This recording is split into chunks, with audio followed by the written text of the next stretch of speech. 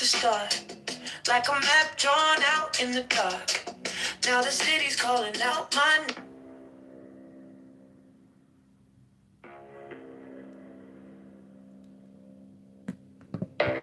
Give me the sign of the open eye. A riddle of shadows where whispers lie. The thorny side, the maddening cry. Open, open, open. I am awake, the serpent shakes.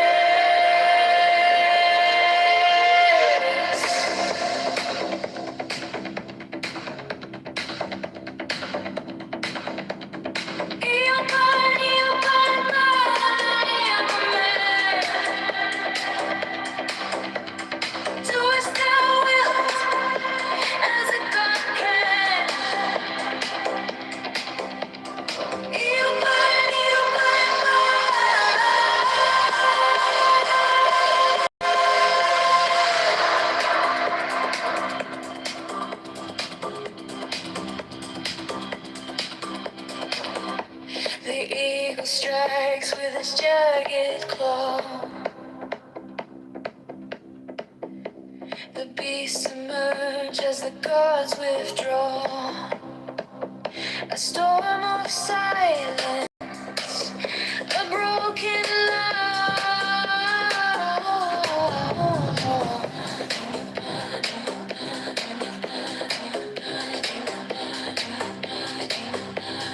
I am born to death, reborn on the heart.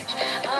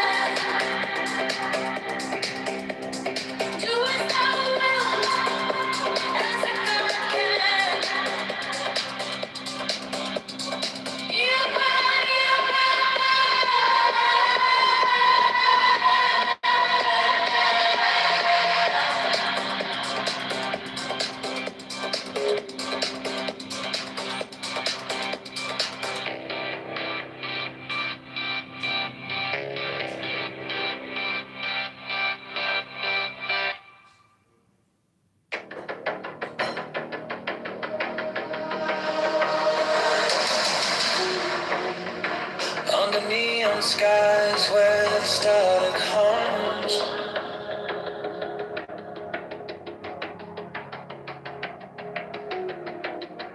Shadows whisper truths as the bassline drums. The will is fire, unchained, untamed. No path is written, no soul is blamed. Thou hast no right but to do thy will. Feel the stars, let the silence fill your will. God's light is alive, it's still. Delivered from the lust of the thrill.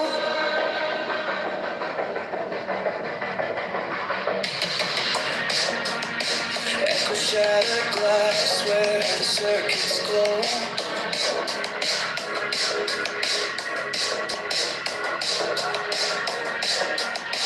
The clock ticks slow, but it doesn't show. No purpose, no tether, just a beat in sync. Every way perfect, on the edge, on the brink. No chains, no bars, just a void to fill. Every pulse, every spark is a perfect round.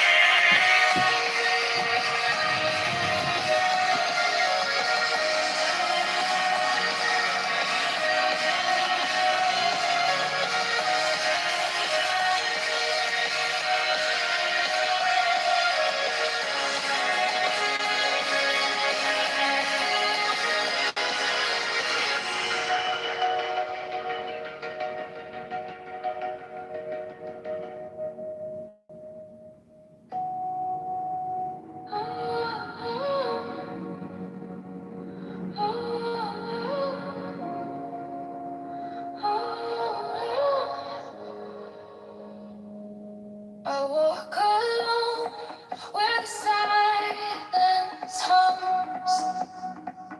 No shadows chase, no voices come. The air is still, it wraps me tight. No fear, no way to bear. The sweetness whispers everywhere. Sweet and so solitude fills my veins. Strong rivers wash my chains. No need for gold, no need for fame. This quiet place, it knows my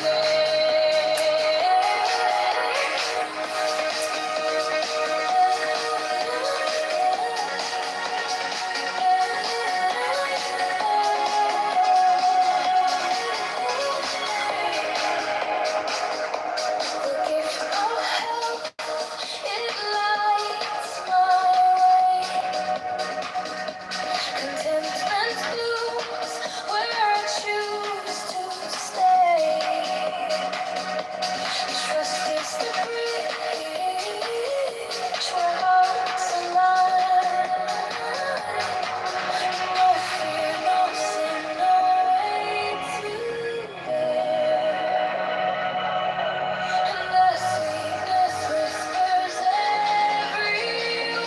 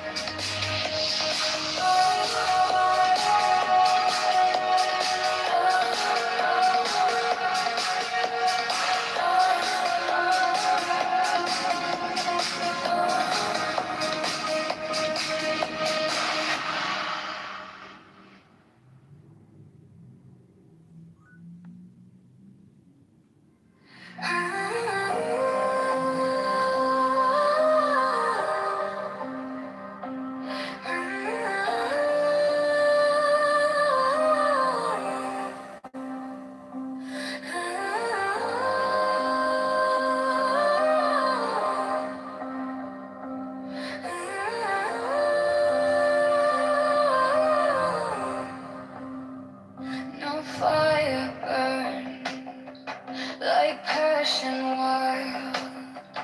No losing through like hatred piled. This body aches, a cage of stone. Rest whispers soft, the only throne.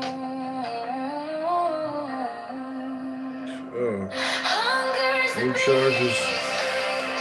The sharpest steel, body cries, its constant claim. But hold and truly see runaways. It sets us free.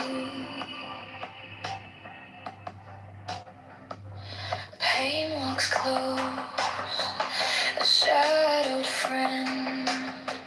Each step we take, it will attend. But joy lies quiet, just out of view. A higher peak, a sky so blue.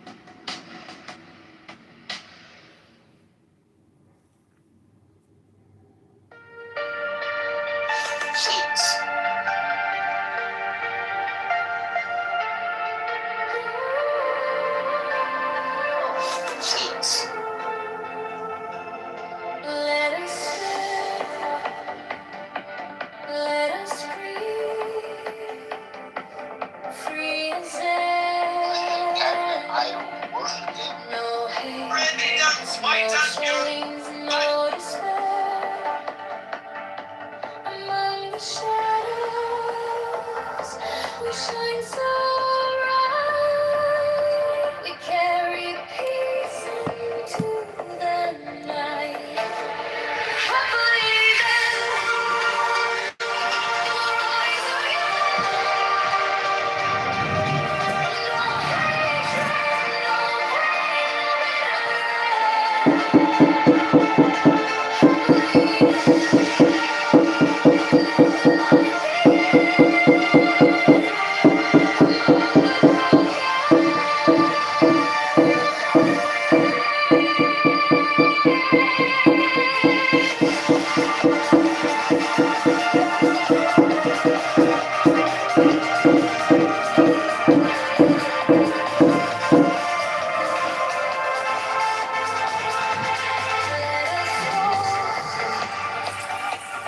let us heal, free from strife. No way, woman's clean, no weight on life. Among the weary, we'll stand tall. Gentle voice for one and all. Happily then, we'll rise again. No hatred, no pain, no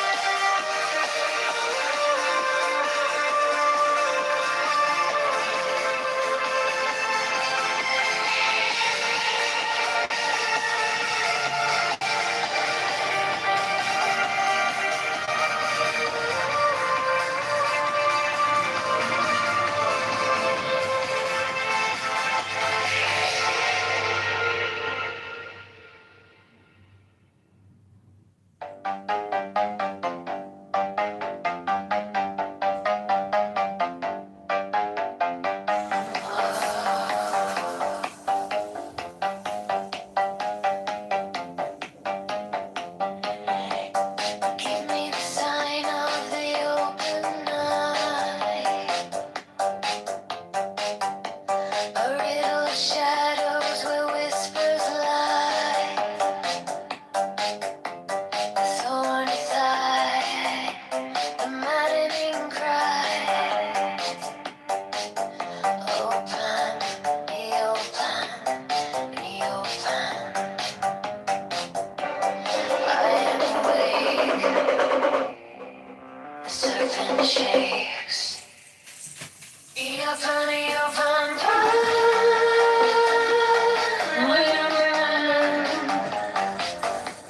do as thou wilt,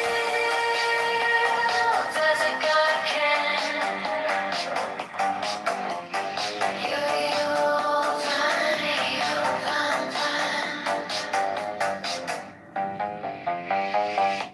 The eagle strikes with its jagged claw.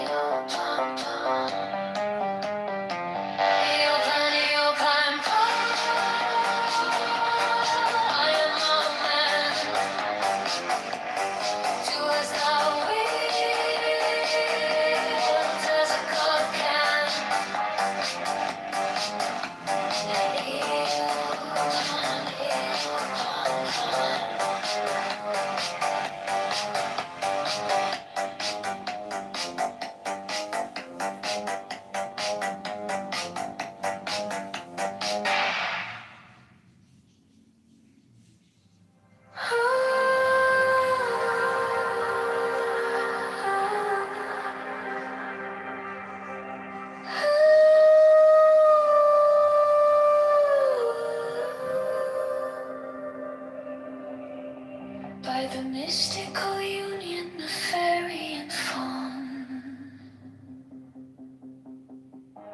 A dance in the shadows from dusk until dawn. Unspoken the whispers that drift through the trees. Unbroken the vow carried soft on the breeze. Oh, fiery Valkyrie, I invoke,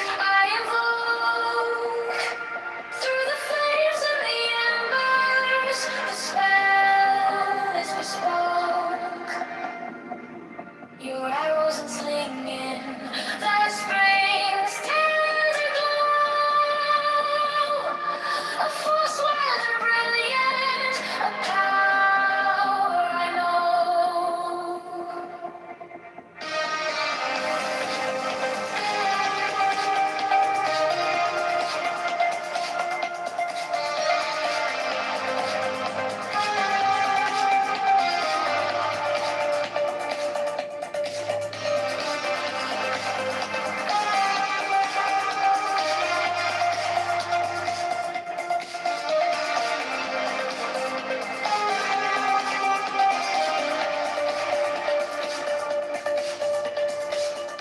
A secret communion of hearts left unsung.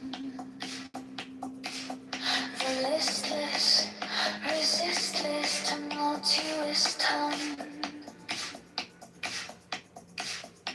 Through veils of the morning, her armor does gleam. The warrior spirit ignites every dream. No godhead could charm her, no throne could command. But manhood awakened, she took up her stand. In brilliance resilient, her fire does burn, a goddess of spring, with the world left to turn. A fire of archery, I invoke,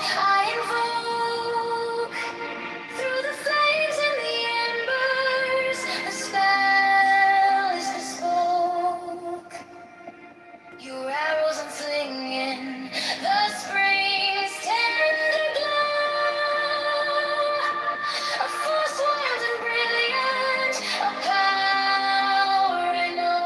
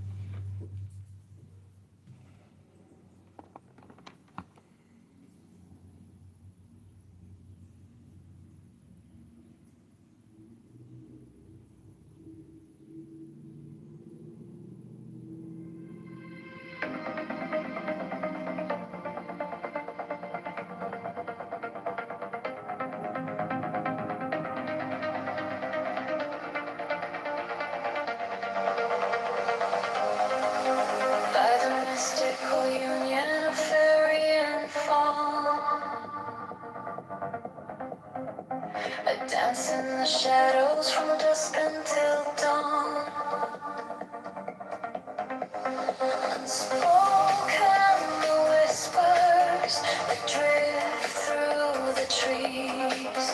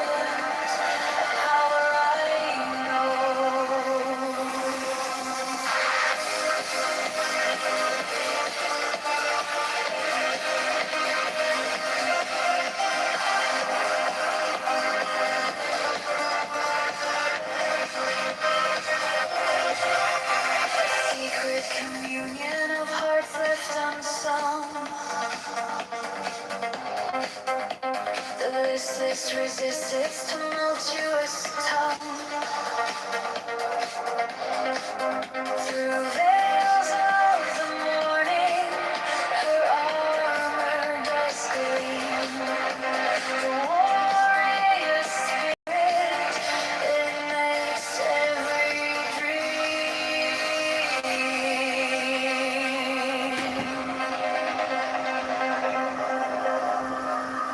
No godhead could charm her, no throne could command.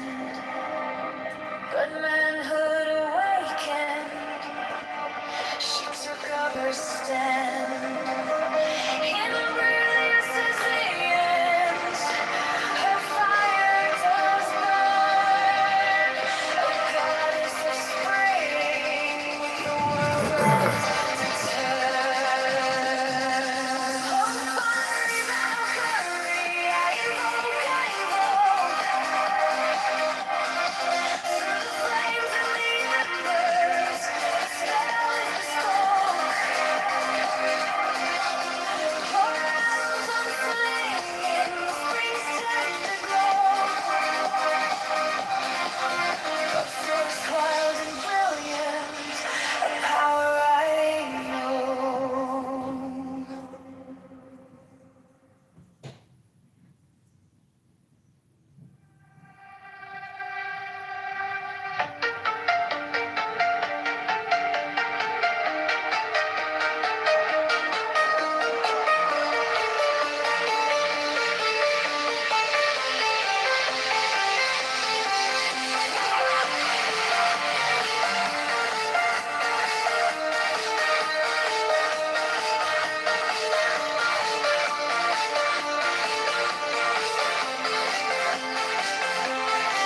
By the force of the fashion love I collide. Through the shroud, through the cloud where secrets reside. Through the storm, through the smoke, I survive, I survive. To the mountain canicle by the rays of the mage, I invoke, by the fire sky through the midnight madness we spoke. You are mine,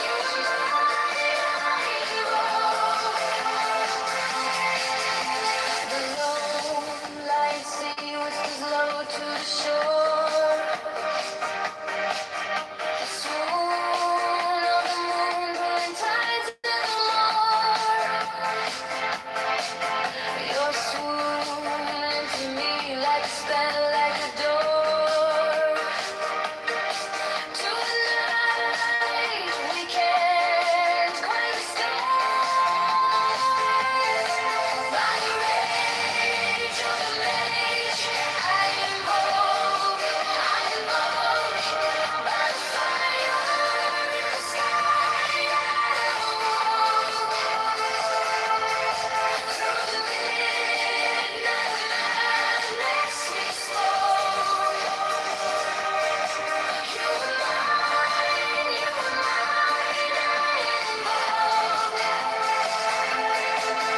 sentinel pine on the cliff clings tight, a silhouette carved in the shadow of night. The stars overhead burn cold and bright, but they can't touch the heat of that flame.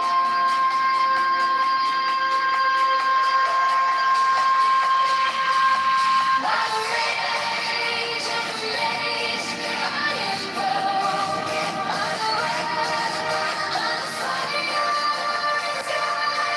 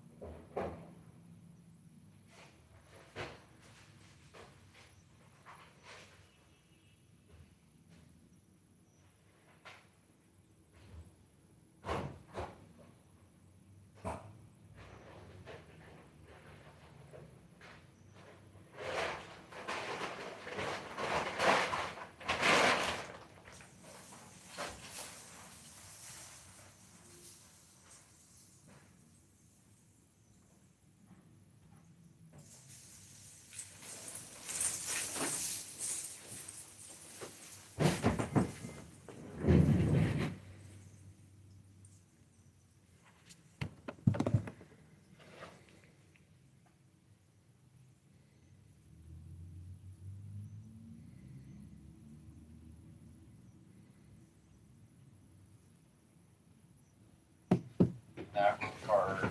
But I think you have to look at motivation very carefully. God, I'm getting a lot of thumbs up and thumbs down. I don't know who agrees and who disagrees. So, but Dr. Jordan, explain to me then why, after the Supreme Court decision, which said that congressional districts cannot be drawn up taking into consideration race to favor any particular group, why immediately after that, I think 4 southern states rushed to redistrict in a manner in which eliminates black representation in Congress if it's not racial. I'm going to have a hard time understanding that, but I think probably if anybody can convince me that I'm wrong in my observation, it is. Well, I don't want to expose my naivete. I'm just simply speaking from a larger, not a higher elevation, but from a broader perspective.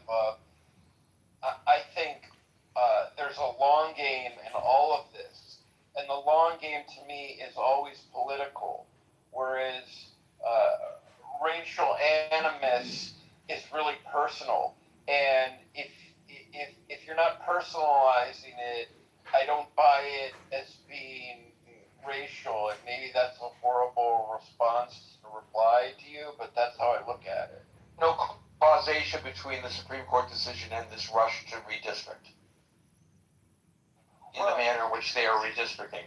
Well, I see racial undertones, but I see the judiciary and the executive branch, whether they're filled by Democrats or Republicans, as being political always, because they're very self-serving, and so they. It's not to say they wouldn't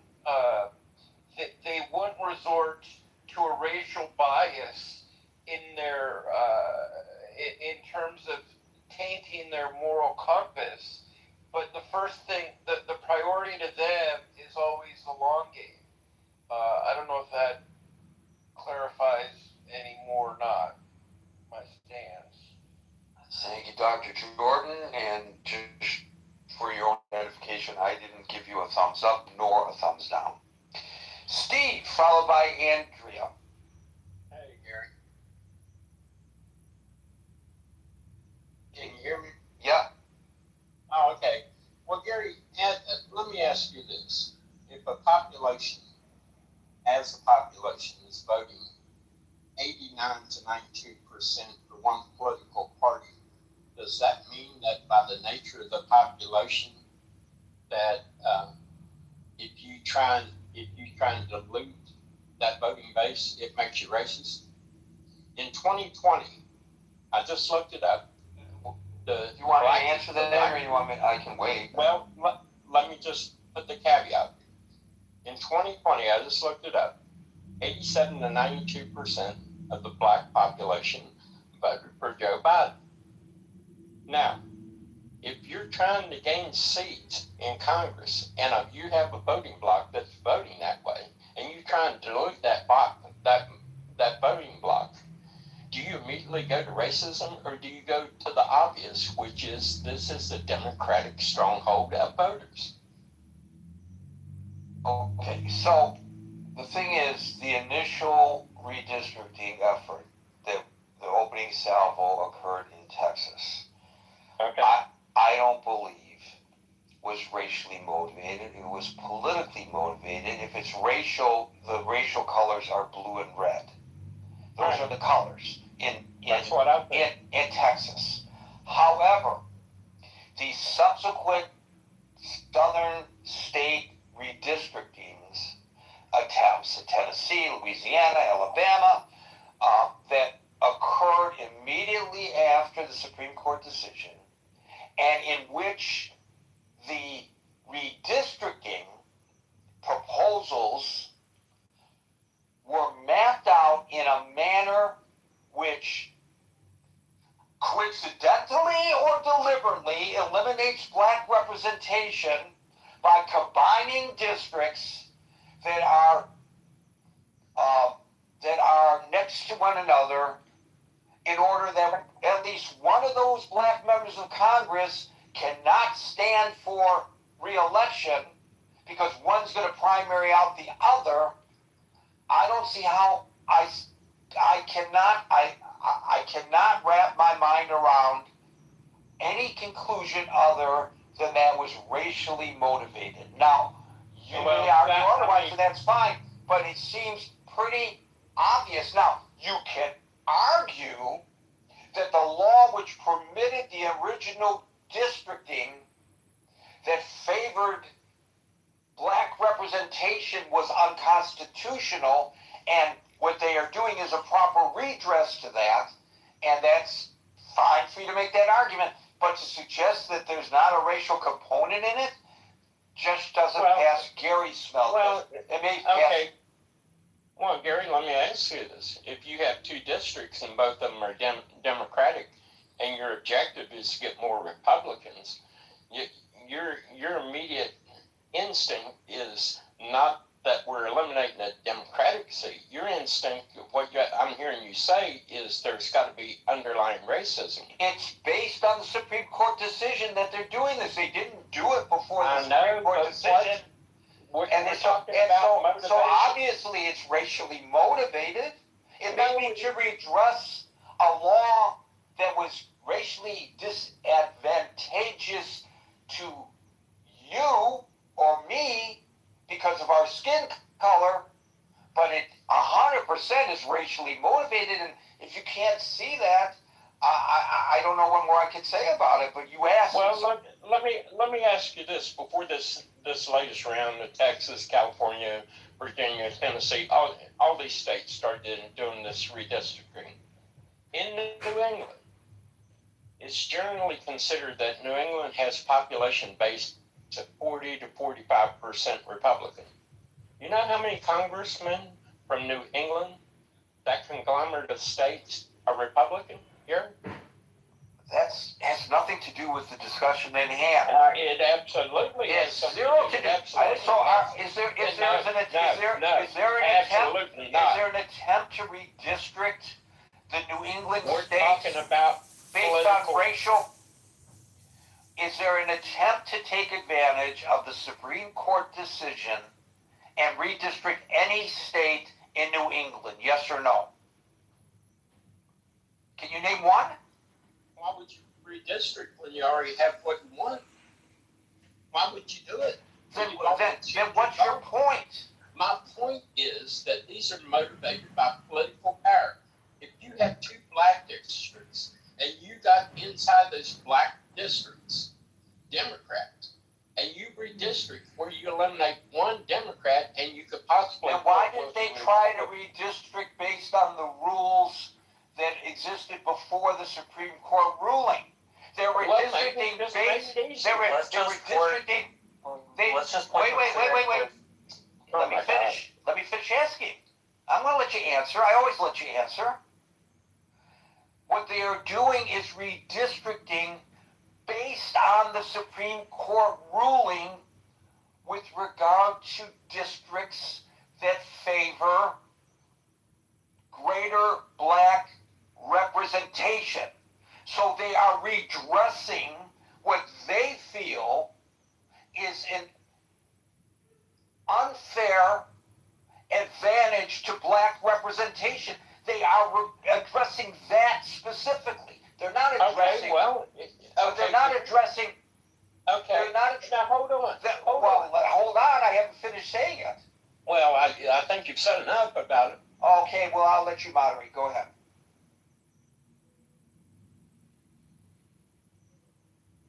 No, I mean, to the point that I was trying to get at, I don't want to moderate. But no, you can. You can. No, Barry. No, what I was trying to get at is if you're saying that they redistrict based on what was considered unconstitutional drawing of the lines, then the power of chief to do that would be unconstitutional. But you cannot argue that it's not based on race because the decision of the Supreme Court was based on race. Just call it what it is. It's Alex, say this. Say this, Steve. If you say this to me, the districts were unconstitutionally drafted in a way that favored black representation, and we are redressing that wrong because it disproportionately represents black people, then say it. But that's obviously race. I mean, if that was the case, if I'm hold on 2 seconds. Like y'all back and forth. There's a really, really good example. Exactly what Gary is talking about is the state of Louisiana. Louisiana constructed maps right after the Supreme Court decision, and they were struck down by a federal appellate court because they were drawn racially, which is now unconstitutional. The same maps, Louisiana is now currently suing again to get to be made their maps. So maybe it's not everybody, but it's certainly Louisiana, and Louisiana is certainly in the former Confederate South, and the countries in the states in the former Confederate South still hold those views. It's just not as many people. They're still there. Because Reconstruction was never finished, people still hold those views. So you do have to take into account that it's not just political. You can't just say it's all Machiavelli or Dr. Jordan, but you can't say it's all political and not take into account the cultural heritage and history of a place, and noting that it still animates people. I mean, Robert Byrd was in the Senate until what, the 80s? Something like that. I guess my point here, Steve, is that there is an element to this. Certainly argue that there's some political stuff to this, because I think that was Texas, right? Because we didn't draw Hispanics. We drew out Jasmine Crockett's district because she was particularly caused some ire for the big three: Lieutenant Governor, Governor, and Speaker of the House. But it was more political than it was racial. Louisiana's was more racial than it was political. And so we got to recognize those. Marshall, let me ask you this, a serious question, because I've lived in the deep South a little bit. Do you think at this time that there's enough of that undertone that you just talked about to wield the political power that would be necessary to achieve these things? I don't think there's enough of it present, Marshall. Sure, there's a little of it there, but to the extent to permeate the political system, to the extent that you could get this type of movement, I don't believe it's there. Not based on my experience in the South. That's not what I mean. What I mean is you mix people together, and so yes, there are going to be some people in that group that make decisions that do it ethically and do it the right way and represent the people, but there are also those members that hold on to the lost cause mythology that still hold racial animus, and they may not be in Congress, but they are community leaders. They are people who go back a long period of history who people look to, right? I'm not saying that the South does not make great strides to some form. What I am saying is the South's genetic undertone from the start of the country is still there. It's not quantifiable. Let me ask you this. So, when the Supreme Court addressed what was going on in Harvard, and if Harvard correct that admissions thing they've done based on what the Supreme Court said in their decision, does that make the faculty at Harvard racist? No, which is why I didn't use that as an example. It's why I didn't use the term racist. I said based on race. What are you up to tonight? Yeah, but the undertone. You use the term racist, which may very well apply. But to say that if you're taking advantage, and I'm not saying taking advantage in a negative sense, if you're taking advantage of a Supreme Court decision that is a decision that was about congressional districts defined based on race, and now you're changing it, obviously there is a racial component to it, because what else could it be? The Supreme Court acknowledges that those districts were drawn up based on race. Now they are redistricting, not based on race, but they're using that Supreme Court decision. I don't understand Dolph's protest too much, I think, on this. Well, am I hearing this correctly, that the original drawing of the map was the correct way that should have been done in your mind? I didn't say that, but if you ask me, that's not what I just said. That's not the argument that I'm making, but I'd be happy to make that argument. But that's not what I'm discussing. What I'm saying is, obviously, the decision to redistrict based on the Supreme Court ruling, which was based on race, is therefore based on race. And I don't know why you're protesting. Why don't you embrace it? If you think that those original districts were wrongly established based on race, then say it. Just say what you believe. Don't try to pardon the terminology. I'm going to use the terminology. Don't try to whitewash it by suggesting that it isn't based on race. Oh my God. Well, I mean, if it was based on race originally and it was improper to have that based on race, and you're correct in that, I don't see any problem with it. And here's another thing. If you do that and you correct what was ruled by the Supreme Court to be improper, then you go to the motivation of why you're doing it. And I would say that political animals operate from the motivation of power, which the conversation up until now doesn't address that. It's all got to be some nefarious, shadow group of people meeting in a cigar-filled room Nobody somewhere. said that. I don't know why you would. Well, I mean, I don't know why you portray it as such. Nobody said that. But well, no, I don't think anybody in my example, that's not what I implied. No, and Marshall talked about Reconstruction far more than I did, and I don't think he implied that, but Marshall, you can speak for yourself. No, I didn't imply that. My entire point was to say, for myself, which the Voting Rights Act had purview over. There is a state, Louisiana, who drew maps after the Supreme Court hearing, and they got sued because the maps were racially gerrymandered. That is an element of DNA of the South. It just is there, right? It doesn't mean those people are always in power. It doesn't mean they're always influential. But in Louisiana, it certainly meant they all were influential. Or else it wouldn't have gotten struck down on racial gerrymander because they would have drawn an appropriate map. And that is an example of what some of these southern states are doing. Right? And my point is, yeah, go ahead. Let me ask you this in all sincerity. Where it wouldn't have that appearance, do you not think that power is more important to the politician than race? Oh, I think if a politician can service their racially biased views as well as advancing power, they'll do both. But my thing is the motivation, and in the era that we live in, the motivation of politicians is power, primarily. Can there be racial arguments? Steve, but not in Louisiana. Louisiana is digital.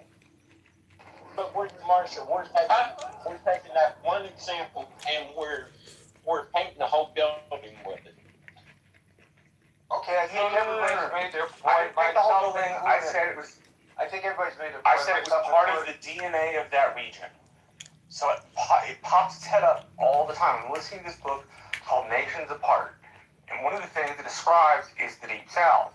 The Deep South, when it was settled, was aristocratic and authoritarian in nature. And it was settled by former slave planters from Barbados, from the Caribbean. And that DNA is still in the South, in the same way that what this author calls Yankeedom, which is essentially the East Coast, the Northeast Coast, they prize more communitarian, they trust government more, they tend to see government as a positive force, right? So the regions of the country are different, and they manifest today, yes, in different ways, but because of those seeds that were planted, that'll always be part of the DNA of the region. It'll never go anywhere. It doesn't mean that those people will have concentrated power all the time. Marshall, that's the Confederates in the attic. That's the thesis. That's the thesis. And see, I have the book. I just haven't read it. Okay, I think Okay, at this point, everybody heard what I had to say, Steve had to say, Marshall had to say. I don't think there's anything more that Steve, Marshall, or Gary can say. That's people will have to sit. You know, we have a huge audience, and they can decide that it's their prerogative to agree or disagree with any of us. well, can I finish? I thought you had. Gary, can you clarify the format of this room for me? The format of the room is I run the room and I call people one at a time to speak. And moderators are allowed to interject. Got it. You're welcome. Okay, I just, at the risk of being redundant, Gary, it's my fundamental belief that politicians are primarily driven by power, and I'll leave it there. And in answer to your question, no, I do not agree with the Supreme Court decision. Andrea, followed by... Thank you. I also don't agree with the Supreme Court decision. I do think the recent gerrymandering in Tennessee in particular was based on race. I think you cannot, as Marshall or several others mentioned, I don't think you can separate this from some of the history in the region, though unlike Marshall, I do think regions might change over time because if we remember, Marshall, there were the Southern Dixiecrats that I believe were part of, the Jim Crow era who were Democrats. So racism, I think we're grappling with a new spotlight on this in our country for some, not new for others. I believe that, with the emergence of the involvement of Oath Keepers and the Proud Boys and just the increased spotlight on those groups from January 6th and recent involvement in ICE, that it's just becoming more in the headlines, so to speak, something that perhaps has been, existing for quite some time and never fully resolved, as Marshall said. Just a couple of other quick, and Gary, it's so interesting always to hear you and Francine speak, though I know there is an age difference there between you. I love the intergenerational rooms because of the perspective of people who have lived through history and know friends who have, fought and bled and advocated. You and Francine speak. And died and lost family members fighting for this right to vote that the Voting Rights Act was meant to protect. So, but I do want to. My heart broke today, though I wasn't surprised, and it broke when I saw Tennessee, and then when I saw Virginia come through. And I would say that I want to zoom out rather than get into the nuts and bolts on the redistricting, which Marshall can do any day better than me. We are looking at this in a time where Trump currently is extremely unpopular in the country, though he retains a certain commitment from a segment of his base and perhaps is gaining ground in places like, Indiana, or where he just won several seats. But, there's a reaction to the fact that the Democrats have flipped 30 seats in special elections. And I do actually agree with Steve about a main motivation from many politicians being power, and then obviously I think it's possible for any single one of them to be racist as well. But I actually tend to agree with Steve that things are more they're more motivated by power. And then I just want to say a couple other things. Obviously. This notion, the point that Francine mentioned about secession, not the Civil War, about an economic boycott and a reaction by some of the blue states, that this is actually, I believe it is gaining ground in a way that's not very public. So I think it's, I'm not advocating one thing or the other. I just believe that it is out there as a tactic, that people have been, it's in the ether that people are talking about it. So it's not off I don't think it's totally off the wall. And then the other thing I just want to say is, Marshall, I disagree with you on the deficit, even though all the administrations have maybe gotten us to this point. Ultimately, right now we have debt far outpacing GDP, and it's just accelerated. And what is, even though we're at war with Iran, we are currently still in relative peacetime here in America. And I don't see that we have a big economic boom projected or coming, post-war to save us, unless we're all relying on those 5 AI companies or that are propping, or however many that are propping up the stock market. So I'll land there. I do think it's racially motivated. I think this is a very important subject. Gary, thank you for hosting this topic tonight. Thank you. And again, a reminder that on Saturday night at midnight going into Sunday, Sunday night at midnight going into Monday, we're going to be holding forth on Substack Live, something new we're going to try just to see what it's like. It's not a replacement for Clubhouse. It's a completely different environment. But if you want notifications of all that, feel free to subscribe to my Substack, which is linked above, which is a free subscription. You don't pledge any money, just subscribe. Gary, can I just say one other thing, which is that I think the only other big picture comment I want to make, and it's just that we're also seeing a rolling back of other civil rights, in particular for women. So to pretend that isn't partially what is at play right now in this current environment, I think is just not really looking at the whole picture. So I'll land it. Thank you. Obviously I agree with that assessment too. Hey, Gary, Howard? can I add just a comment real quick? And Andrea, thank you so much for that contribution. But Gary, we've talked quite often on this stage in the past on the subject of anti-Semitism and how important it is to call out anti-Semitism. I also want to call out language that I've heard on the stage so far today. It's the comments racial undertone or racial undercut.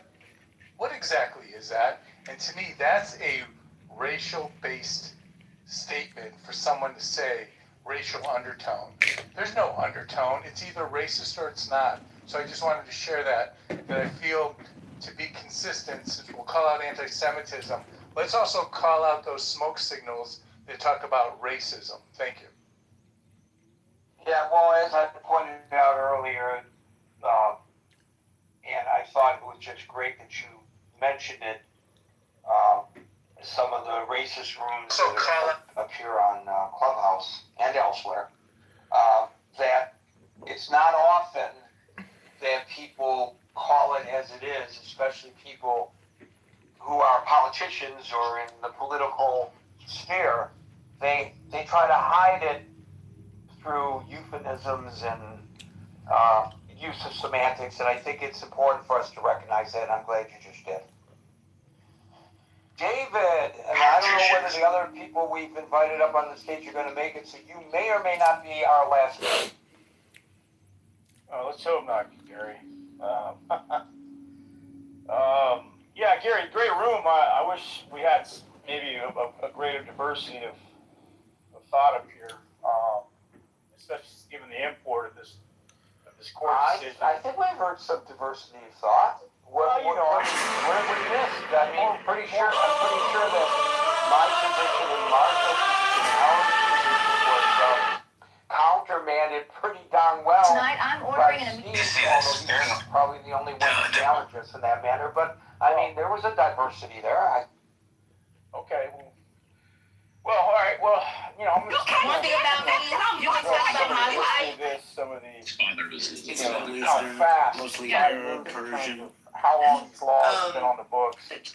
In Also, relation though, to when the people totality let of me racism in, to when I'm trying to come out of a driveway or let me change lanes, I also always give the.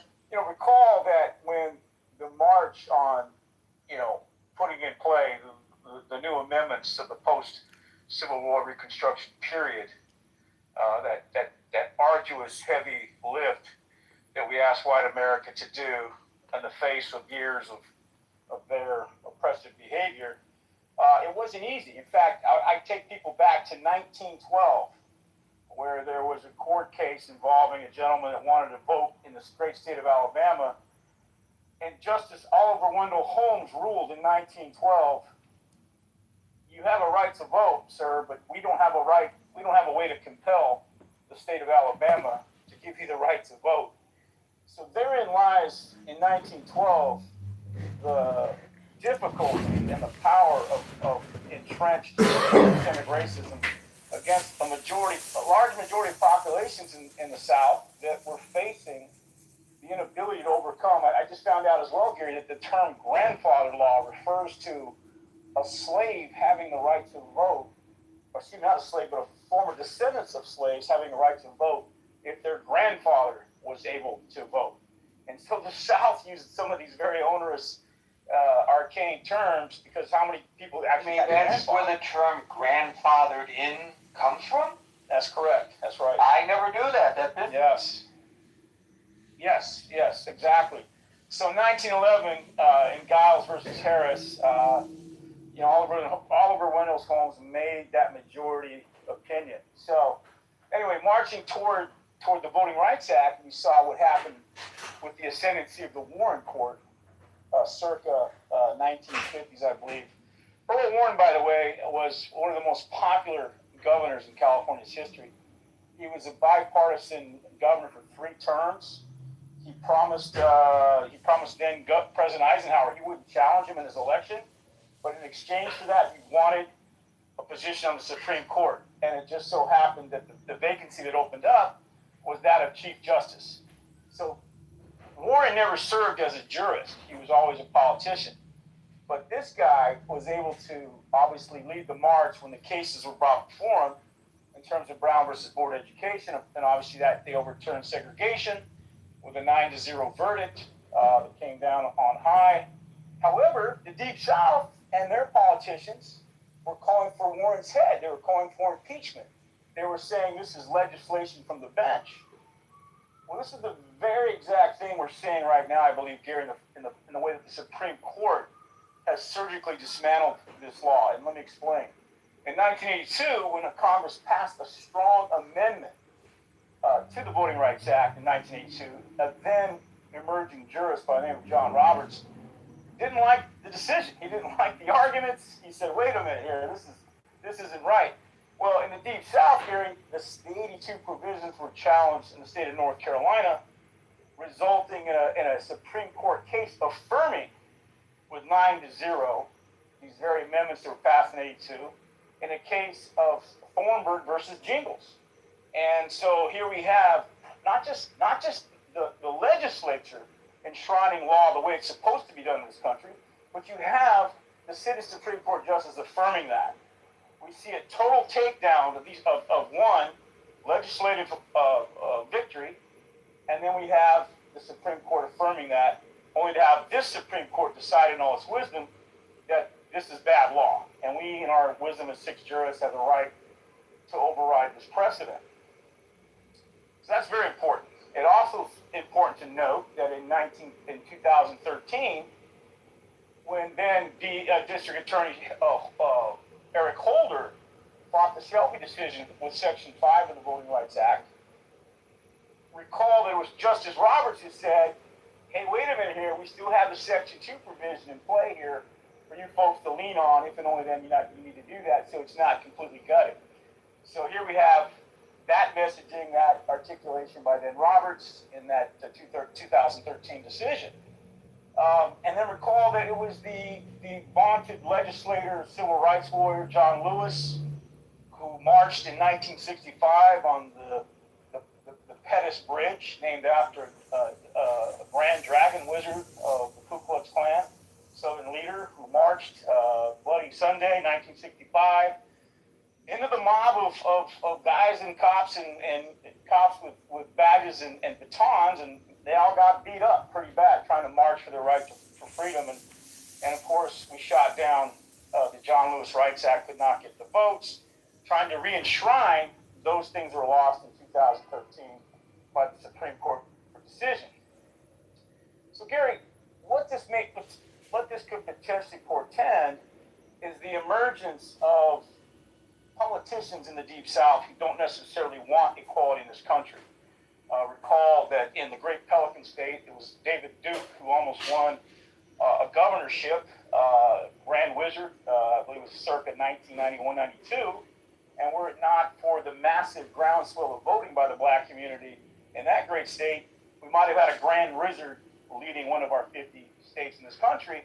And so does these decisions open up the floodgates for these types of politicians to emerge, not be able to check their racism at the door because the black voters won't have any power to keep those guys out of office? So I think that ultimately is a potentiality with these decisions that does not advance the democratic and racial principles of this country. And I'd like to just end on I really appreciate Dr. Francine's comments as one who lives in a blue state. Although I like I like her comments in theory, I don't like them as far as being able to execute them. But I think there's some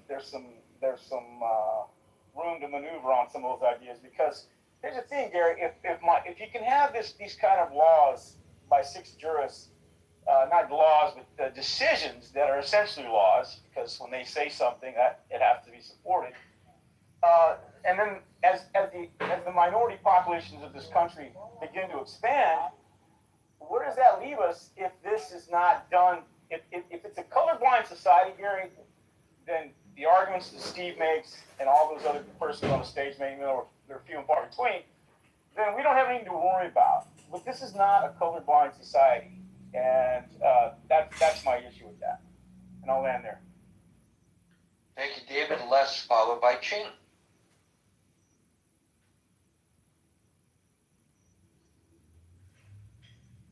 Hi, sorry, I got a new phone.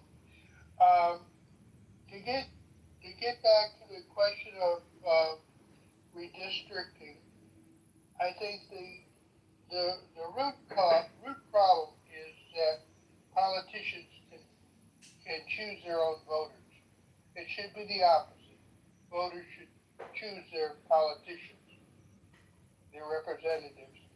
And we just need to get rid of all of this gerrymandering.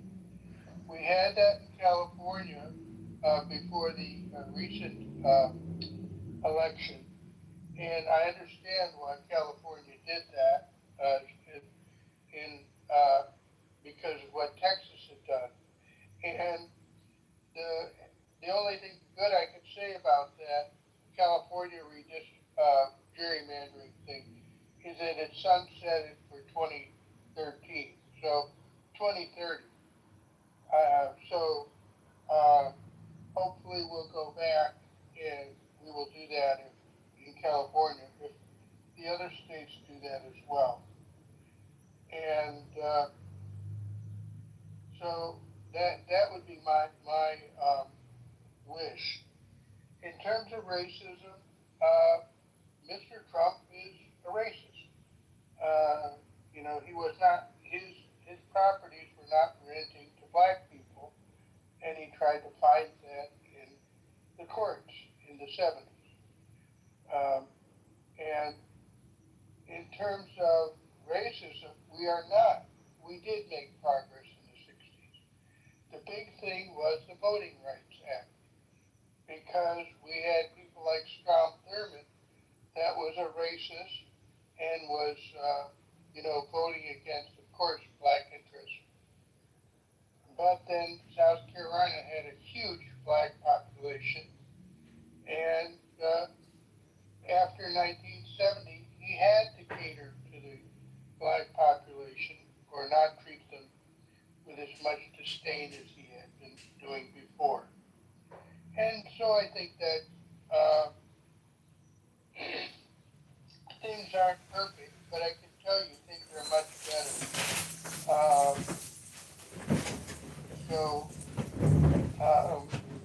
And I have personal experience with that. In 1980, I was picking up my daughter and my wife at the airport, and there was this racist cab driver. I should mention, she was black, probably still is, as far as I know. And he was just giving me all this racist crap on the ride over to the airport. I was picking her up in a cab. And I don't think cab drivers would do that anymore. And, you know, I do think things are better. You know, they're not perfect, but I do think things are better. And I guess that's all I have to say, unless someone has questions for me. Thank you, Les. Ching.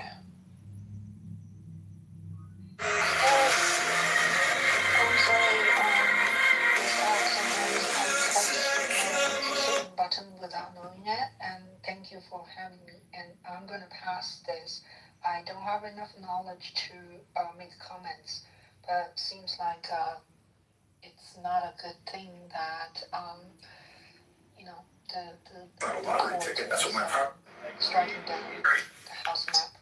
So, I mean, at the end of the day, Thank you, Ching. the hemorrhaging's gotta stop at some point. I mean, America, we're going into the summertime period. I mean, we all, America. In manufacture, because when you rely on that, when you have manufacturer Eastern time on Substack Live. So until 5 o'clock New York time on Monday for the next edition of the. It's time for the quarter. Be safe, be well, and peace out.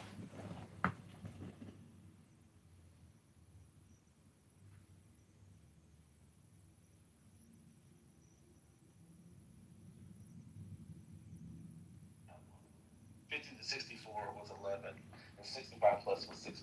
And I think that's interesting because, I remember a time when we were talking about sort of the loneliness. Broken Pentagon bureaucracy was doing the same thing for decades. When our warfighters needed more weapons, aircraft, and ships, the Department of Defense allowed contractors to double dip at your expense. They charge you, the taxpayer, to build their factories, and then charge you again for the final product. And despite paying companies to make weapons faster, schedule delays were constant, and cost overruns. I think that's interesting, and I think that speaks to some of the things that help explain what's going on now.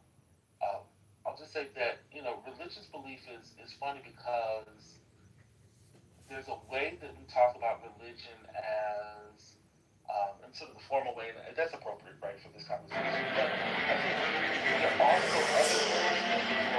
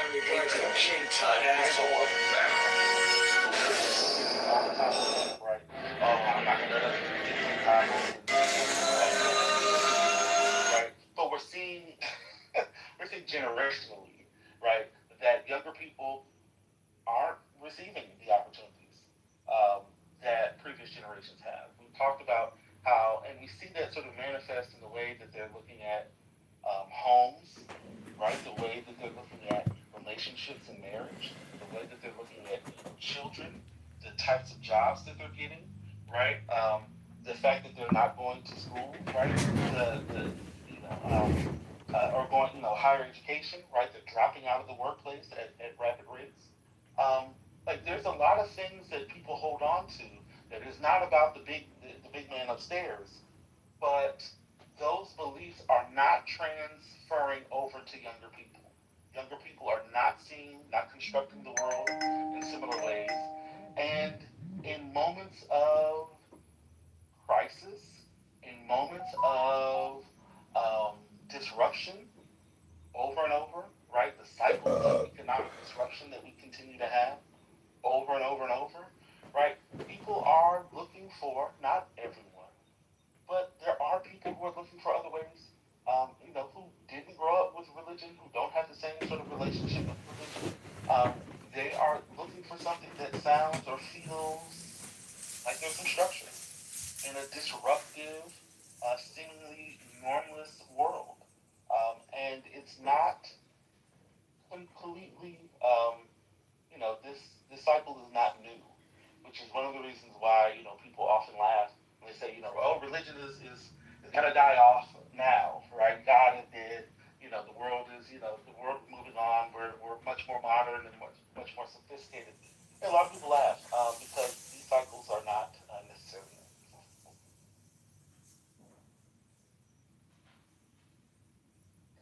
I just want to mention one thing, brother. Mel had put in the chat earlier, like a long time ago. I don't know if you saw it, but it was an actual article from the Washington Post on the decline in male jobs more recently. And the thing that stuck out to me in the article was the researcher from the University of Michigan said that it's not all retirement and education. There are guys just dropping off the planet. They're not looking after their kids. They're not in school. They're not in the labor force. Across the board, when we look at men, we see challenges that they face that leave too many men disconnected. That's one of the reasons why I brought up the sort of religious piece and sort of the revival that I was talking about and put in the chat, the Porch Church in I think it's in Texas. Because that quote from Betsy Stevenson, who was a professor of economics at the University of Michigan, made me think that's what I was seeing in the eyes when I went to the revival several months ago now. I went to this revival, and I'm calling it a revival. It was a 3-night little service, but it scared me so bad I didn't go back after the first night. But it reminded me of the look I saw in those young men, the young men's eyes. I understand this has been happening. In fact, it showed the trend line from like 2008 and the men in the workforce up until the present. And it does speak to some of the things you were saying, but that quote really, really stuck out to me because of the way in which I, kind of saw the sort of those young men at the revival a few months ago. Yeah, no, I agree with that, and I apologize. I wasn't. I was reading the article as you all were talking, and so I didn't mean to sort of speak against that article. I actually agreed. I was sort of trying to talk about some of the other things that I've heard in the conversation, but I agree with that. I mean, I know I'm not trying to start a gender war or anything like that, but like we have talked about on this app, we've heard in other rooms, the conversations around sort of gender and people's, sort of the constructive quote unquote roles around gender and expectations and all those things. And at some point, those are right. Gender is an organizing principle, right? And Brother Ricky, can you expound on that? What do you mean? Gender is an organizing principle? So gender, one of the ways that we sort of organize identity, responsibility, norms, right? Sort of the expectations about what we expect from certain people, right? How we socialize kids is around gender. Like there are certain expectations, and I'm not saying every single individual down to a T has this, but we can generally talk about sort of all of us, even if we don't sort of ascribe to them, what our quote unquote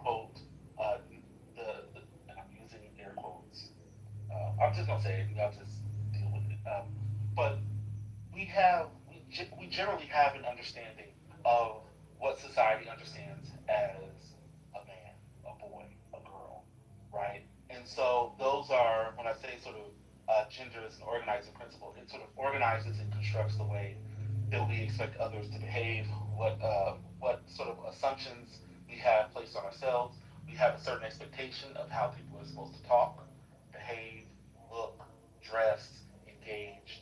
Um, when we assign them a particular, or we assume a particular gender identity. Okay, thank you. Right? Does that make sense? Yep. And so as such, right, in the same way that women are, often confronted with, you know, marriage, children, um, the expectations around parenting, chores, the penalty for having a child and coming back to the workplace. Um, there are similar, um, not equally, but there are similar expectations around men. And as individuals, we often take on those identities, right? So one of the issues around toxic masculinity that people talk about are, one of the reasons why it's toxic or pervasive is because people internalize those. And so what happens when you are not able to fulfill the expectations that your parents have of you, the way that you've been socialized, the way that other people expect of you, the way that society constructs what it means to be a heterosexual man? How do you sort of wrestle with those things, right? Now, you can say, well, I don't care about those things. Yeah, okay, fine. At an individual level, there are people who don't conform to those things. But that doesn't mean that everyone does. And that doesn't mean that you are free from every sort of pressure. And so people are being confronted, young men, boys, are being confronted with realities that men behave in particular ways, but the the economic circumstances that are befalling all of us don't necessarily make that a reality, right? Women have entered the workforce. They've been entering the workforce. They are economically independent of men. In the past, we've done a lot in our society, right, to construct the dependence of women to men, right? Like that's just a fact. You can read the accounts of all the ways Charlotte Perkins Gilman talked about all the ways that that society was set up to construct the dependence of women on men, right? So now that we've moved away from some of those sort of forced ways that women are dependent, what are men to do in a society that still expects them to behold or uphold traditional aspects of masculinity, maleness, malehood, but not have those realities, right? They're not entering, they're not going to college, right? The jobs that they have, because we have a real and true division, a gender division of labor, what happens when male work leaves the leaves the society, right? Starts dwindling, right? What happens when, I was just reading another article that talked about all the sort of ways so you got declining health and disability. You have a skill mismatch and educational gaps. You have technological disruption and automation, stagnant wages and low status, right? Like the ways that we have formed the, the jobs that have been successful for men with the declining, sorry, I'm all over the place. We have a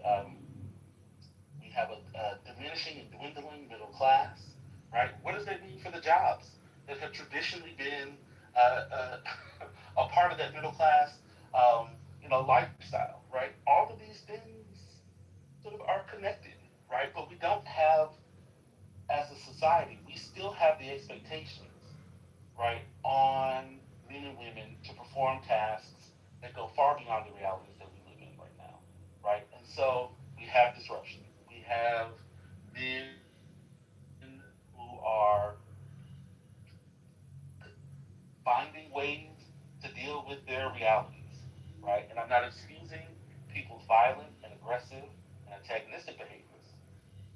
just trying to give a larger context, right? This is, and so what I mean by this has happened before, and I'll end here, and I'll shut up, and I will not speak for another a few hours. But um, this is consistent with, I'll just say this is sort of traditional sociology. Traditional sociology has talked about sort of the rapid increase of, or the shifts, right, in sort of the norms, values, and expectations, and then the larger sort of societal and structural changes that are taking place. And when one moves faster than the other, you have disruption. It's called, Durkheim talked about normlessness.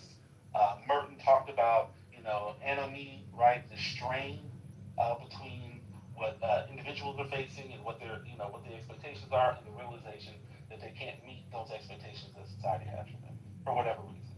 All right, I'm done. Sorry. Oh, we was waiting for Baber. We was waiting for the Baber drop. Yes. You done ran through the whole thing. We got one-on-one, and we got one-on-one in a 30-minute lecture. I mean, let's go.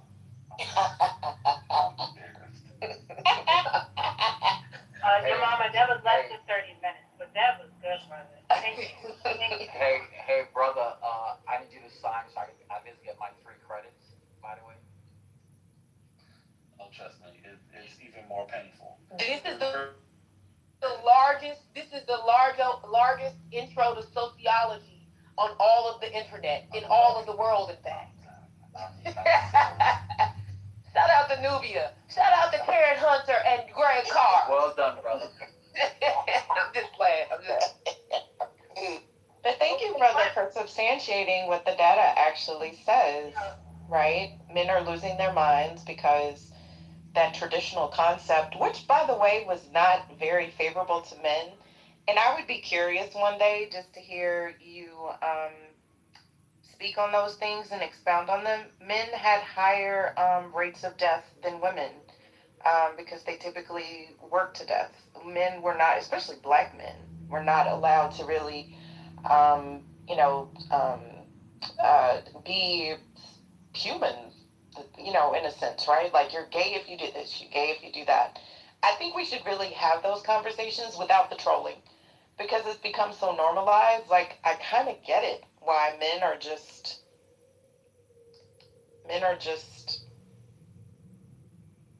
I don't know. It's just, yeah. I think that this is a great opportunity for men to redefine themselves, to be perfectly honest. The old views, and I'm not taking up for men, I'm just merely looking at the data, but y'all didn't have it so well, like before, with that idea of the patriarchy, right? Like, it didn't really work out for y'all. You just kind of worked and then you died. Like, I'm just saying. Can I be heard? Can you guys hear me? Yeah, we can hear you. Thank you. Brother, the part about, women on the rise, taking, some of these positions, and then the men feeling like, well, what am I supposed to do? And then holding on to some of these old traditional ideas versus adapting to the, place of where you are today. I thank you so much. I mean, I really wish, you would, allow yourself to present this, on a recorded conversation. Yes! Because I think the message, a lot of times in the midst of the conversation, I don't think some people can receive it. They might feel like it's tearing them down, and they want to obviously fight. And that's rightfully so. But perhaps, maybe, just, somebody glazing over a recording and they hear such, it might just be able to plant the seed. A lot of times the seed can't be planted in here because the soil is too thick. And it's thick with the ego and all kinds of other different things, especially being on an app. But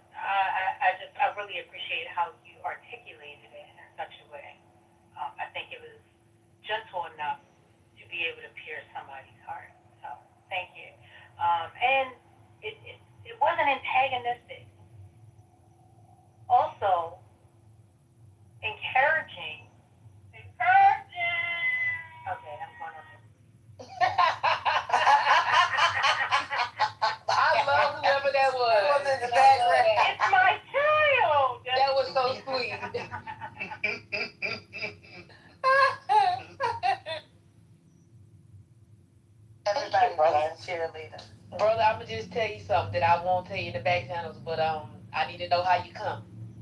That's, you know, see, we holding each other accountable. We holding each other accountable. I think that would be fascinating just to present the data, because I hate the conjecture, right? I just love looking at the data. Like, I think that men have a right to be upset in this regard, right? Like you said, when things change too quickly, it can cause severe disruptions. I think so.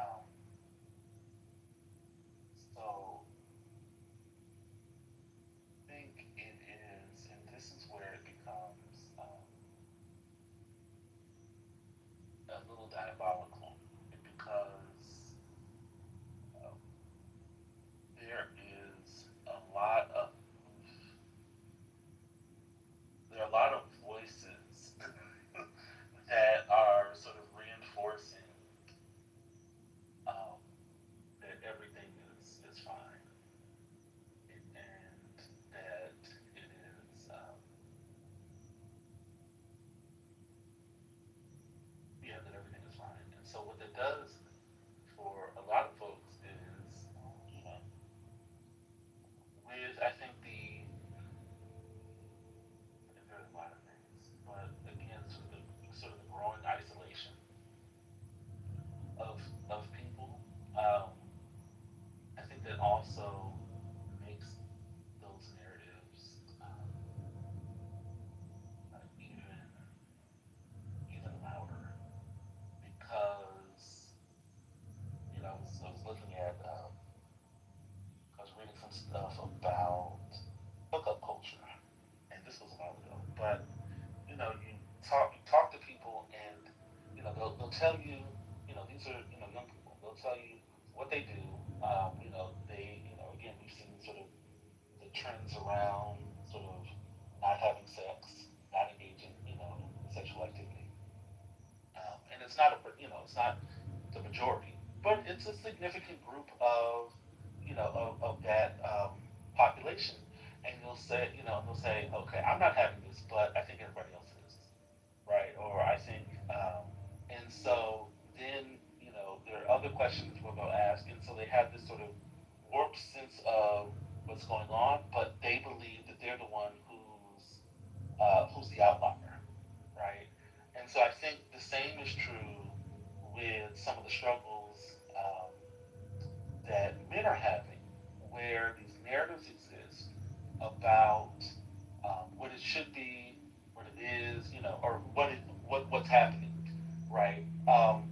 That don't speak to what's actually going on, and people aren't talking to each other, and and so they believe that they're the only one, right? And then um,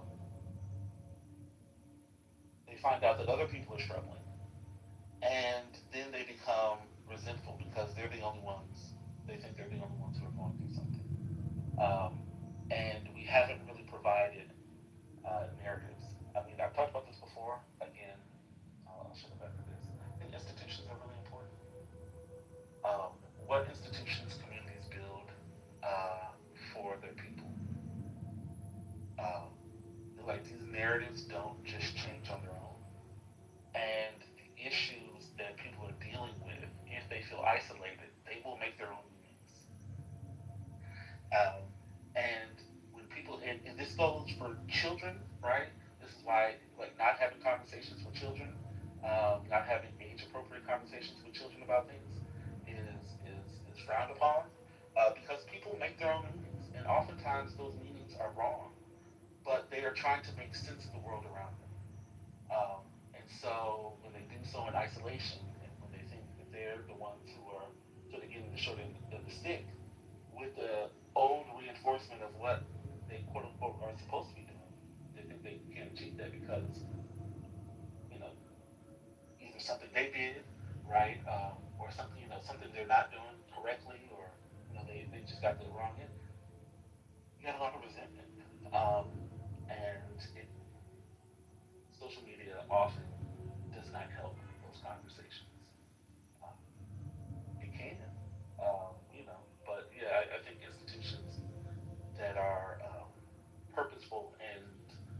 reaching out to people. And I think that's one of the reasons why the church is people are seeking the church because that is an institution that more or less is in every community, right? There's a visible, people know where they can go, or at least have an idea of where they can go.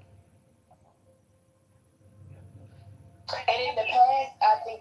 Let me get my, I'll be real quick. There's power in testimony.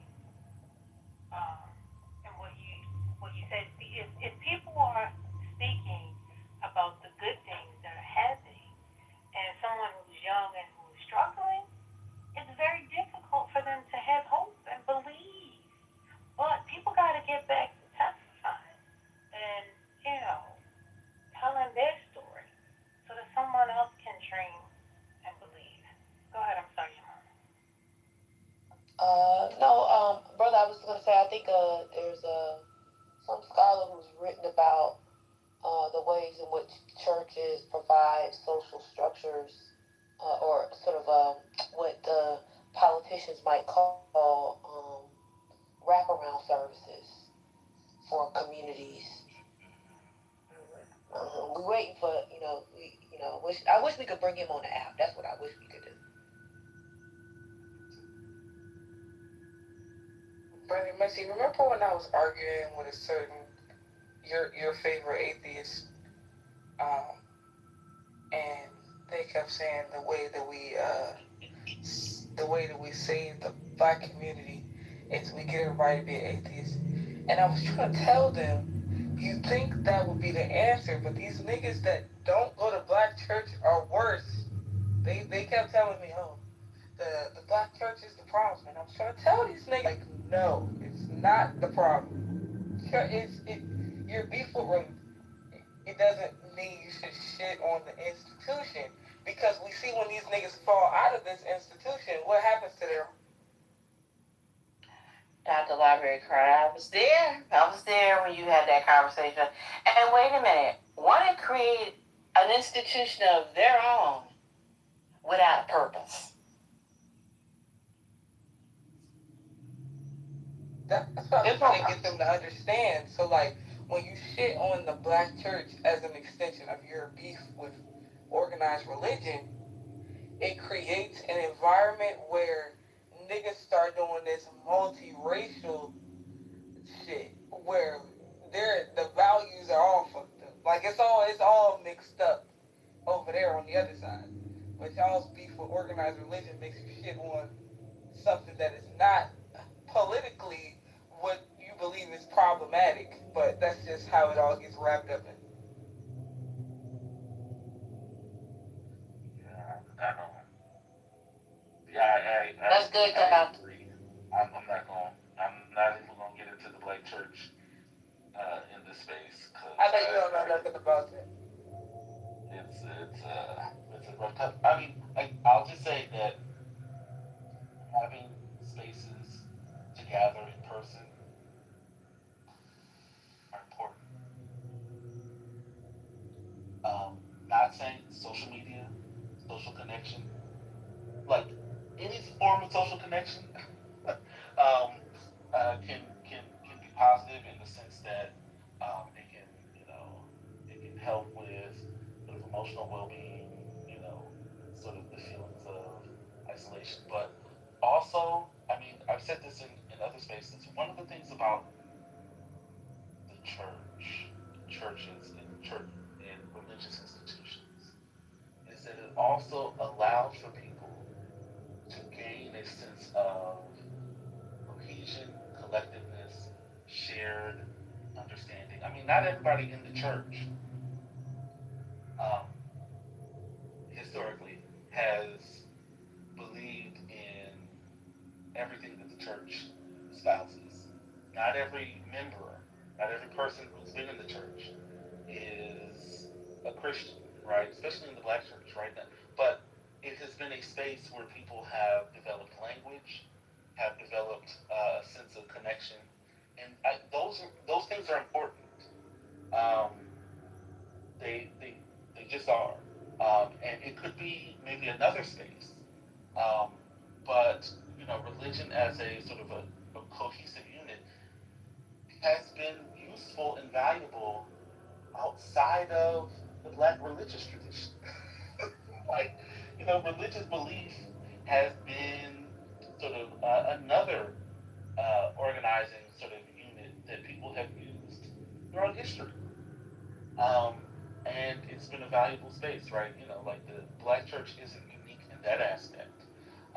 We just, talk about it because it created, in more modern times, a culture and a group of people. It helped shape. It didn't do it, exclusively or by itself, but it helped shape sort of a culture and create a culture of people in a more modern time that did not exist before. And so we just have a lot of historical, tracking of this sort of modern phenomenon. But um, yeah, it's important. Institutions are important. And so again, and I think that's a consistent thing that we talk about in other days in this room, right? Going back to the importance of institutions, valuing the role of institutions in American life and society. It's kind of what.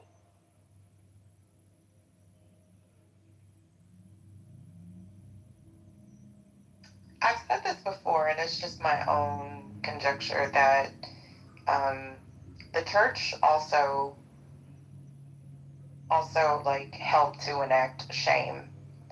Um, because the church was community. The church was also a place, social place. But I remember hearing lots of times, not directed at me, but just like better to marry than to burn, and a lot of those things, right? Like to be fiscally responsible or conservative. That's the manner in which I was reared. And I think that without that community judgment, so to speak, not like clubhouse judgment, right, which is based largely on boredom. Um, you know what I'm saying? Like, I've said this before and it was taken the wrong way, but it's just my thoughts. I think that like when we as a society kind of moved away from that it kind of took away shame, right? Because you can be anonymous and be a fool, but when we were all more so in community by proximity, you really didn't have that option. And I think that has also made a lot of changes. So I do agree with what Dr. Library Card put in the chat that church has hurt a lot of people. But I just remember there just being more of community accountability, if that makes sense, for both genders, the expectations, um, the desired outcomes. Also, personally, like, we don't have to get into more, like, social structures of it all. Just a personal accountability to it. That's why I be getting on the niggas that claim to be Christian in here and they don't go to church. Because they're afraid to be held accountable. Or to be disciplined. To follow a hierarchical structure within the community. Or to do what you said you was going to do and show up. They scared, so. Yeah, I would agree.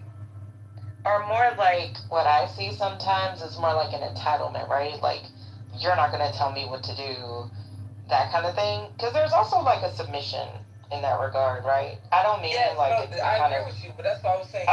Separating it from gender, there is a sort of submission to the structure, to the leadership that these niggas don't have because they don't go. They doing it in their bedroom, so they don't have to submit to nothing but the computer, mouse, and the Dorito.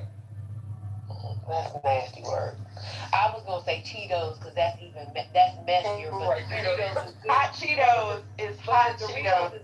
The Doritos is good because the breath is stinking. Or Takis. They love them goddamn Takis.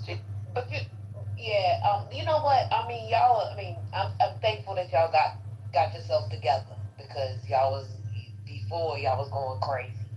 But I just want to say something that I didn't say earlier, and I'm thankful that Brother Messi, stopped his trolling.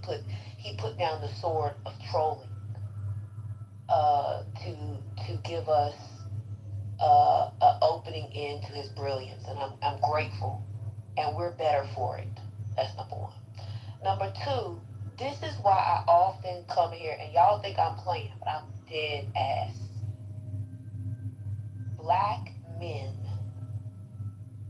need order. They want to be the head, but don't want to lead. They gotta get it together. They really do. I mean, there's a thing so y'all hear me talk about this stuff sometimes as well, which is this idea of ordos amores, order of love. Y'all gotta get it together. Can you say that louder for the people in the back? I'm done speaking, Sherry. I know y'all trying to tempt me into a gender war. No. We actually want you to just stay on mute. We've been having a wonderful, wonderful conversation. This is what we call a circle. Been going for hours. We call All right, I've been moderating from the goo. They've been going for hours with very fruitful conversations. It was great conversation. No one is trying. Am I allowed to speak? May I speak, please? No. If you gonna try to, I'm gonna be honest. That's the problem right there. No. We see. This is the thing. You come in. I see what you wrote in the chat. Like, why can't you come in and try to engage in a conversation? That's what I just tried to do. That's what I just tried to do. Add to it and move That's forward. what I just tried to do. No, in the chat you chastise because you don't even know what we say. No, I didn't. I said, listen. You heard one thing and you trying to take out your belt. Put your belt on. I'm not fighting you today. Put your stomach in your pants and pull your pants up. I'm not gonna zip them up. I love you too much. I'm not doing it. So I will say there is a misunderstanding and a conflation between your pastor, how he interpreted and presented the word, and the church being the body of Christ. That should be distinguished. And you should understand that there are some men who don't know what they're doing, but have the ambition, and I would even say the desire, and they would say that they have the calling, but yet they don't know what they're doing. And then I would say that there are certain denominations at certain time periods that don't know what they're doing. Why? Because the church is just men trying to figure it out, human beings. So we have to try to understand that, the body of Christ is imperfect. I would even say a work in progress. And you got to be able to distinguish between the church and some man's interpretation of the word and presentation of the word. Thank you. Have a nice day. But your mom and before y'all respond, y'all don't have to, please. I just want to say, your mama, one thing that I feel like I learned from the church when I'm always talking about discipline, there's a certain, because of the hierarchy, and what people, even the way that we use like the term elders in the church, that people put an amount of work in, whether that's committing to attending services, committing to volunteer in the community, committing to read something weekly, or 2 times a week or 3 times a week. That level of commitment, it shows you what you have to do to be esteemed in that same way. And when you were saying there's a lot of people trying to be the head, they're trying to be the head without doing what being the head requires, right? So they don't want to uplift their community. They don't want to reach out and uplift the kids. They don't want to read the Bible. They don't want to be held accountable to doing things that they say they're going to do, but they want to be crowned the head automatically. That's why these niggas need to go back into the church. They think logging on is the same amount of work as people who commit their time and their money.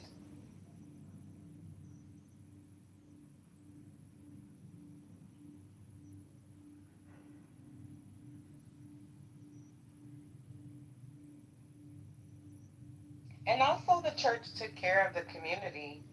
I remember when my kids were little, this is anecdotal, but I didn't want to take them to a daycare just yet. So where did I find, an elder who, was needed a little cash and or just watch the kids out of the love of her heart, the church.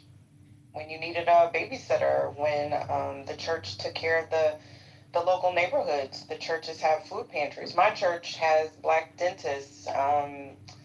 We do free all kind of stuff. There's a food pantry. There's like a Tide pantry. They, you know, all kinds of things, right? So I think that that's also important.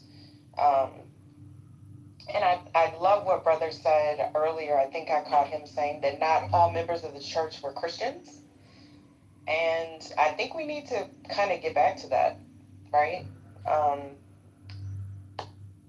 anywho. I mean, I think that's right. I mean, you know, when you think about, you know what, and I saw that video of those kids trying to read a few sentences. Oh, Lord, wasn't that bad, Michelle? That was terrible. And then you think about, yes, you could talk about the things about church you don't, you know, the church that you don't like. It's not perfect or whatever. But you had Sunday school teachers that were actual teachers that taught children how to read. You know, the importance of reading texts like the Bible so they can, first, they become better readers. And if they recite it out loud, they become better speakers. Their speech is much better. I mean, there is a cultural component to black churches that we seem to also not want to appreciate enough. Yeah, Sherry, I put it in the chat. Every fifth Sunday, for Youth Sunday, having to get up there and read the announcements, having to get up there and do whatever it was my grandmother told me I was supposed to do that Sunday. Having to do your Easter pageants, your Christmas pageants, your Mother's Day pageants. Hey, hold on for 1 second, Brett. Reform, there's another politically correct room open with John Kitover. This conversation. It's in the chat, just so FYI. Go ahead, Brett. I mean, okay. Oh, am I the only one in here? Oh, It's only my yeah. Wait, Penny's down there. Yeah, I'm about to go. Y'all want me to boom it, right? No, they can have the conversation. Oh, okay. They're not having a conversation. It's a fake. Oh no, I'm about to go in there. I'm gonna report it. I don't see it though. It's in the chat. I just put the link in the chat. He's got a fake house though. Oh, yeah. What the fuck is the title? Ultra elite liberal. Look at here, you son of a bitch. I wasn't gonna troll it. That's not reform. Record this, you crackhead motherfucker. We just talked about her. Oh my God.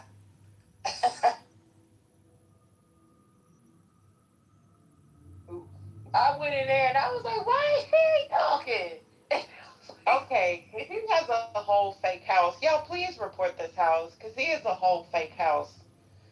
But y'all please continue. I thought it was another, I thought he opened a room politically correct. He got a whole fake ass politically correct house.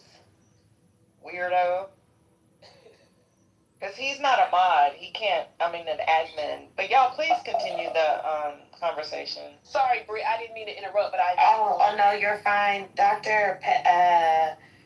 Particular, or, yeah, said we should play music, I guess, in effort to stall him out or whatever. But, Yes. But yeah, I was just saying that, like, having to do that, you know, from the time I could read up until when I left for college, like, if you are a very shy person, all of a sudden, it's not saying that you're not shy. It's not to say that you don't have nerves. It's just to say that as you get older, having to build that skill, by the time you go off to college and you have to give your presentations, it's no different than having to give those Easter speeches. And the things that I had to do in effort to get through an Easter speech, as far as learning where to focus, having to enunciate, having to make sure I, can pronounce the words properly, all of these things, you're able to do it once you get to college. You're able to do it once you matriculate on through life, and you might have to do presentations for things and for people. It's just, there's skills that are taught there. And even though, as a kid, hate doing it, as an adult, I can be very quick to accept the fact and admit the fact that, like, yeah, part of the reason why I'm able to speak the way that I am and do the things that I do is because I had to do all that in church as a kid. You can keep talking. I'm just playing this so it's over. Oh, are you good? We have a little background.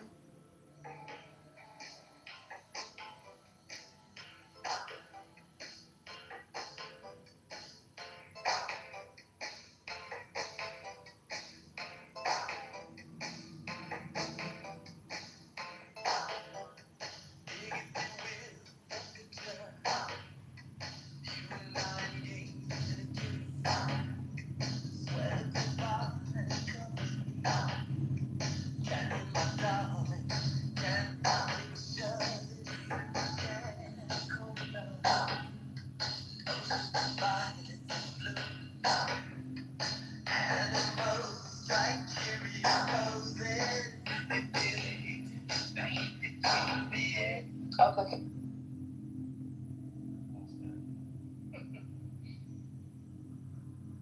Yeah, institutions provide.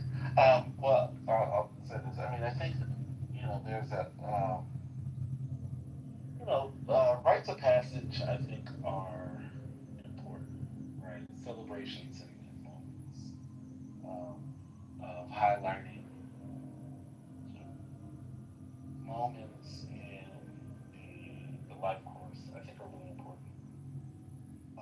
I know that people have talked about, the excess of like the celebrations of, preschool and high school and all that stuff. And, I don't need to mention those to go down a rabbit hole. I think, and I'm not saying those specific ways of engaging are, great. You got to spend, $1,000 and all that stuff.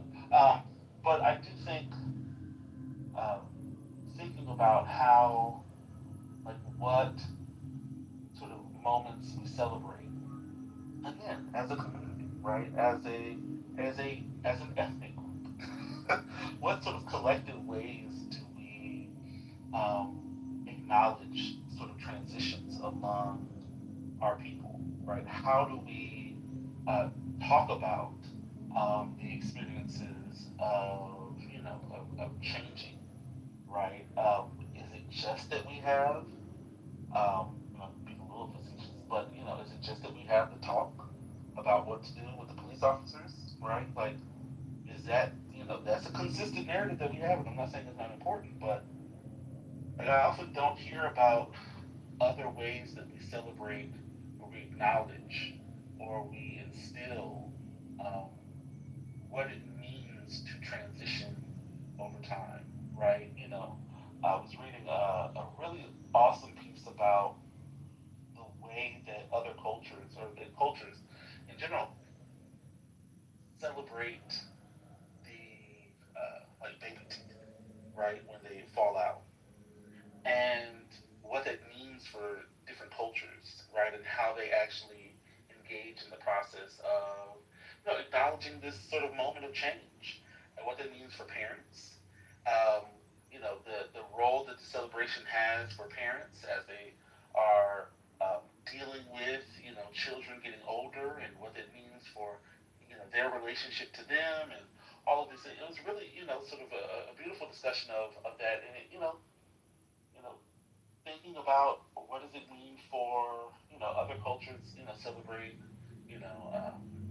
15 or 16 and all those things, and what does it mean for people to celebrate that, and what are the messages that they're also instilling at that time, right? What does it mean for who that person, you know what are the expectations, right, about a person, and it doesn't mean that everything that gets instilled or sticks. Culture is not something that just sort of passed down and kept the same way, preserved. Not all aspects of culture work like that, but you know, there are those moments where, you know, if a culture is to live and, you know, exist beyond its current moment, there has to be some transmission of it, and there has to be a way to articulate that that resonates with the generation that you were trying to instill those things in. And then what does that mean for, you know, what they take, what they, you know, adapt, what do they continue, and what do they change, right? And then how do they disseminate it and pass it? I think those are important, and I think we often miss those.